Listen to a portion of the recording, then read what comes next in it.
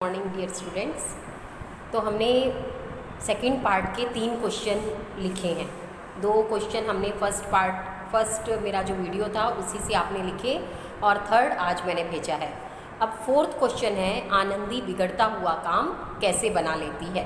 तो आपको पूरी स्टोरी लिखनी है कि आनंदी एक सरल स्वभाव की लड़की थी, गुणवती थी, दयावती थी।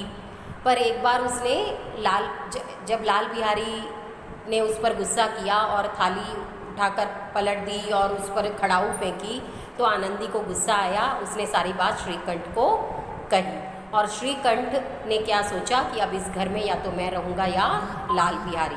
पर बाद में जब लाल बिहारी ने उससे माफ़ी मांगी तो उसका दिल भी पिघल गया आनंदी का, और उसने सोचा कि मैंने ये झगड़ा क्यों उठाया। और फिर उसने श्रीकंठ को भी समझाया, श्रीकंठ नहीं समझे। तो जब लाल बिहारी घर छोड़कर जा रहे थे तो उसने उसका हाथ पकड़कर लाल बिहारी को रोक लिया। श्रीकंठ ने भी फिर अपने भाई को गले लगा लिया और इस तरह आनंदी ने बिगड़ता हुआ काम बना लिया। फिर लास्ट है, आनंदी का चरित्र चित्रण कीजिए। तो आप देखिए, आनंदी का चरित्र चित्रण भी आपको अपने शब्दों में, मतलब वो कैसी, अब देखो पहले बताना है कि वो भूप सिंह की चौथी संतान थी और स्वभाव से वह गुणवती और दयावती थी, सुंदर थी। और सुंदर संतान को शायद उनके माता पिता भी बहुत चाहते हैं, इसलिए उनके पिता भी उससे बहुत प्रेम करते थे। और फिर जब उसने घर में ऐसा हुआ तो उसने कैसे सबको मना लिया, वो भी चरित्र चित्रण में ही आएगा ना। वह जब उसने सब बात श्रीकंठ को कही तो उसे बहुत दुख हुआ बाद में, और वह सोच रही थी कि क्यों मैंने यह बात उठाई, और वह सबको फिर से मिलाना चाहती थी। तो उसके स्वभाव के बारे में जो भी आपने इस स्टोरी में पढ़ा है उसे 7-8 लाइन में लिखना। फिर है वाक्य किसने किससे कहे, जल्दी से पका दो मुझे भूख लगी है। किसने कहा? लाल बिहारी ने अपनी भाभी आनंदी से। बस इतना ही लिखना है एक लाइन में। जिसके गुमान पर भूली हुई हो उसे भी देख लूँगा और तुम्हें भी, ये भी सेम। लाल बिहारी ने अपनी भाभी आनंदी से। बुद्धिमान लोग मूर्खों की बात पर ध्यान नहीं देते। किसने कहा? बेनी माधव सिंह ने। किनसे? श्रीकंठ से। फिर है लाल बिहारी को मैं अब अपना भाई नहीं समझता। तो कौन कहेगा? श्रीकंठ। श्रीकंठ ने किससे कहा? अपने पिता बेनी माधव सिंह से। अब मेरा मुँह नहीं देखना चाहते इसलिए मैं जाता हूँ। किसने कहा? लाल बिहारी ने। वही जा रहा था ना। और किससे कहा? अपनी भाभी आनंदी से। भैया अब कभी मत कहना कि तुम्हारा मुँह न देखूँगा। भैया तो कौन कहेगा? लाल बिहारी। किससे? अपने भाई श्रीकंठ से। मुझसे जो कुछ अपराध हुआ क्षमा करना, ये भी लाल बिहारी अपनी भाभी आनंदी से कहता है। अब है ससंदर्भ स्पष्टीकरण कीजिए। तो इसमें क्या लिखना है? आपको वीडियो में भी बताया था मैंने। ससंदर्भ स्पष्टीकरण जब क्वेश्चन है तो हमें 3 पॉइंट बनाने हैं। संदर्भ में क्या लिखोगे? यह वाक्य कहाँ से लिया गया है, यानी आपकी बुक का नाम क्या है? साहित्य वैभव। और कौन सा भाग है? अभी जो हम कर रहे हैं वो गद्य भाग।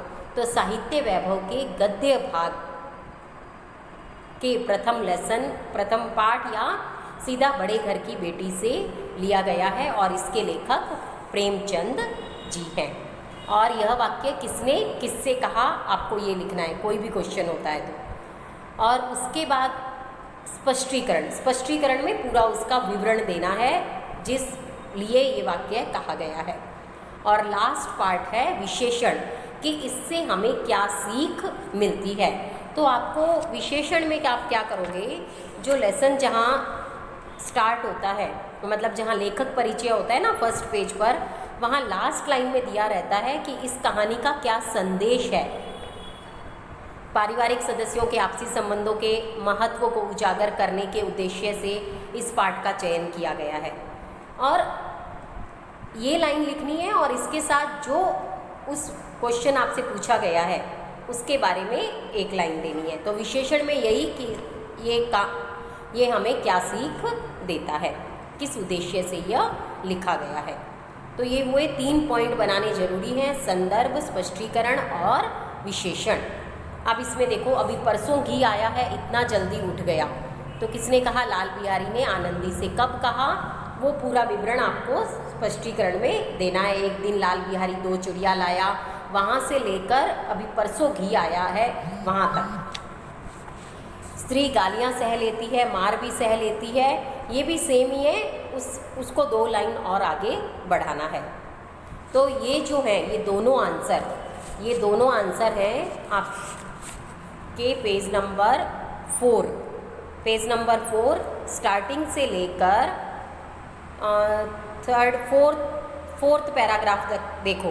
स्त्री गालियाँ सह लेती है, मार भी सह लेती है, मायके की निंदा उनसे नहीं सही जाती।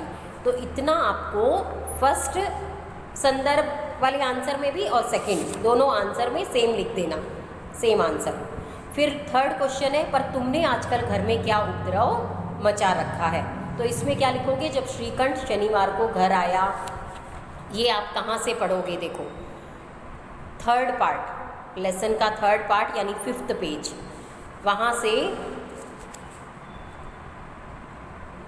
फर्स्ट पैराग्राफ थर्ड पार्ट का स्टार्टिंग से लेकर इसी पेज के एंड तक, लास्ट तक आप पढ़ोगे तो आपको वो आंसर मिल जाएगा। फिर है, उससे जो कुछ भूल हुई उसे तुम बड़े होकर क्षमा करो। तो ये बेनी माधव सिंह ने कहा था, और वो चाहते थे कि घर में मतलब दूसरे लोग उन पर हंसे ना, गांव के लोग उन पर हंसे ना, इसलिए उन्होंने सोचा था कि वो अपने बेटे श्रीकंठ को समझाएंगे। तो ये आपको पढ़ना कहाँ से है? 7, पेज नंबर 7, लास्ट पैराग्राफ पढ़ना है। फिर पेज नंबर 8, फर्स्ट, सेकंड और थर्ड पैराग्राफ, 3 पैराग्राफ, इसमें से पढ़कर आपको अपने शब्दों में लिखना है। फिर है, बड़े घर की बेटियां ऐसी ही होती हैं, तो वो आपको पूरी स्टोरी, मतलब आनंदी कैसे पहले उसने शिकायत की और फिर उसे कैसे दुख हुआ, फिर उसने लाल बिहारी को कैसे रोक लिया। तो और बड़े घर की बेटियां ऐसी ही होती हैं, यह वाक्य बेनी माधव सिंह ने कहा। वाक्य शुद्ध कीजिए। उनकी पितामह किसी समय बड़े धन धान्य संपन्न थे। तो उनकी के बदले क्या लिखना है? उनके, क्योंकि हम उनको रिस्पेक्ट देते हैं। जिनको भी हम, या तो बहुवचन होता है तो हम लिखते हैं, या जिनको हम आदर देते हैं उनके लिए हम बहुवचन में लिखते हैं। स्वयं उनका पत्नी क्या है? स्त्रीलिंग, तो उनकी पत्नी को ही इस विषय में उनसे विरोध था। आनंदी अपने नए घर में आया, आनंदी क्या है? स्त्रीलिंग, तो क्या लिखेंगे? आई। मुझे जाना दो। फिर उचित शब्दों से रिक्त स्थान भरिए। इस दरवाजे पर हाथी झूमता था। सेकंड है, डैश में रामलीला के वही जन्मदाता थे। तो कहाँ पर? गौरीपुर में। थर्ड है, सुंदर संतान को कदाचित उसके माता पिता भी ज़्यादा प्रेम करते हैं। फिर श्रीकंठ सिंह कब घर आते थे? शनिवार को। बड़े घर की बेटियां ऐसी ही होती हैं, ऐसी लिखोगे। अन्य लिंग रूप, ठाकुर ठकुराइन, पति पत्नी, बेटा